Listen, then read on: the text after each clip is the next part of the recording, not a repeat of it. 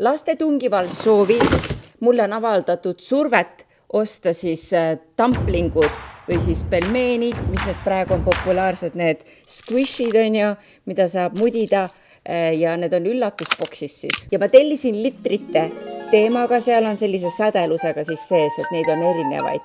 Kas te olete nüüd valmis või? Jaa! Need on Candy Popist mul ostatud. Nii, valige igaüks üks. Ma võtsin 3 tükki. Hoidke lapsed kõvasti kinni, sest need kaaned tahavad siit pealt nagu enne ära tulla, et muidu meie üllatus on rikutud. 1, 2, 3. Sellise! Meie saime samasugune. Oota, mina sain sellise.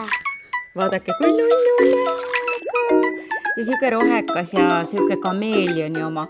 Aga kuldset me ei saanudki. Kuld on kõige siuke nagu erilisem. See ei haise nagu ega midagi. Ma tean, et osad haisevad, kui ostetakse mingeid selliseid järgi tehtuid, aga ilmselt Candy Popist on need nagu originaalid. See tõesti nagu ei haise. Kuigi see karp on küll seikene, et nagu see väga midagi kinni nagu ei pea. Täiega, jah. Kas te olete nüüd rahul, et emme teile lõpuks ostis nüüd või? Olete rahul? Et nüüd võib nagu nurka visata ja eluga edasi minna ja... Squishy, pelmeen, dumplings. Ilusad. Kas te tahate, et me teeme veel dumpling unboxingut? Mulle meeldisid hullud need pärlitega ka, kus olid pärlid sees. Aga thanks vaatama seda videot ja minu omad on nüüd kõik. Ma lähen nüüd ära nendega. Tšau. Bye-bye!